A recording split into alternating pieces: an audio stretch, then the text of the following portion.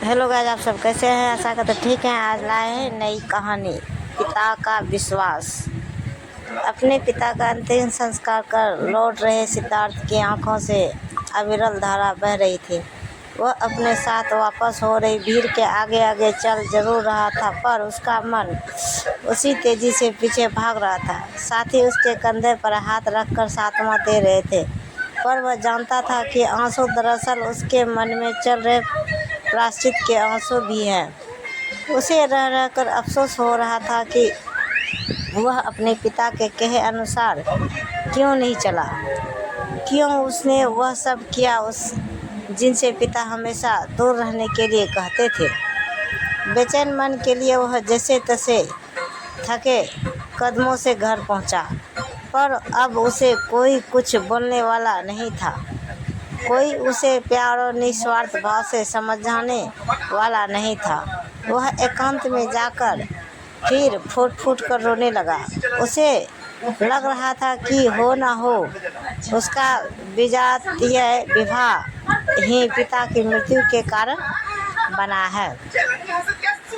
अभी पिछले महीने ही तो उसने पिता को बताए बिना अपने मर्जी से मंदिर में शादी की है। एक बार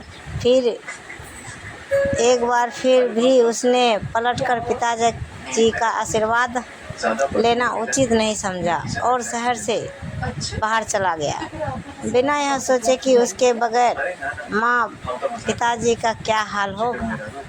कैसा डर था यह, कैसी संवादहीनता पसरी थी पिता पुत्र के बीच, जिसने कि उसे अपने पिता का सामना भी नहीं करने दिया।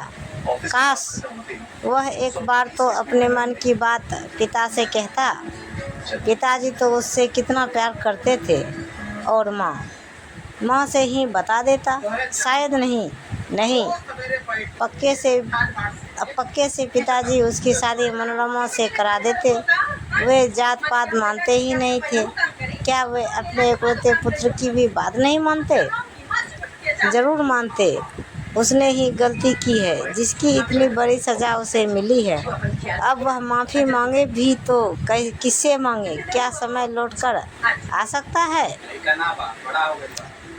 तभी मनोरमा की मार्मिक आवाज़ से सिद्धार्थ की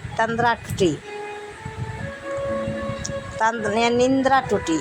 वह कह रही थी कि अपने को संभालो सिद्धार्थ, अब माँ जी को देखो, उनका रो रो कर बुरा हाल हो रहा है, बार बार अचेत हो रही है। मैंने डॉक्टर अंकल को फ़ोन कर दिया है, वे आते ही होंगे। अब चलो भी, कब तक माँ का सामना नहीं करोगे? माँ ने हमें माफ़ कर दिया है, मुझे बेटी कहकर गले लगाया है। अब से मैं ही उनकी देखभाल करूँगी। आप जरा भी चिंता ना करें और माँ से मिल लें। मनोरमा की बातों से सिद्धार्थ थोड़ा संभला। खुद को संयत कर वह माँ के कमरे में उनसे लिपट कर रोने लगा। तीसरे दिन सिद्धार्थ ने जब पिताजी की अलमारी खोली तो उसमें से एक खत मिला, जिसके ऊपर लिखा था, प्रिय बेटे सिद्धार्थ। थरथराते हाथों से सिद्धार्थ ने चिट्ठी खोली। लिखा था, सिद्धार्थ, तुम इतने बड़े कब से हो गए हो कि अपने जीवन का निर्णय खुद कर लिया? मुझे बता भी नहीं। एक बार मुझसे या अपने माँ से कहकर तो देखते। कितनी धूमधाम से करते हम तुम्हारी शादी। बचपन से आज तक तुम्हारी खुशियाँ ही तो देखी हैं। जानता हूँ तुम जिद्दी हो, स्वभाव के रहे हो, लेकिन यह नहीं जानता था कि तुम मुझसे इतना डरते हो। लेकिन जानता कि तुमने बिना बताए शादी मेरे डर के वजह से की या कोई और कारण था। यदि हर बेटा ऐसा करेगा तो माता पिता का तो अपने बच्चों पर से विश्वास ही उठ जाएगा। खैर, जो हुआ सो हुआ।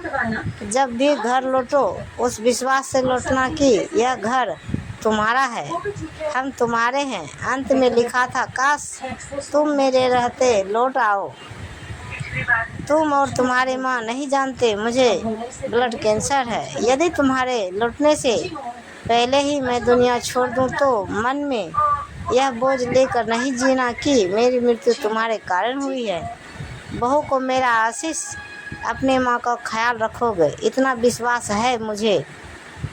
तो गाइज ये आपको कहानी कैसा लगा, लाइक करें, कमेंट करें और सब्सक्राइब, नए हैं तो सब्सक्राइब करें।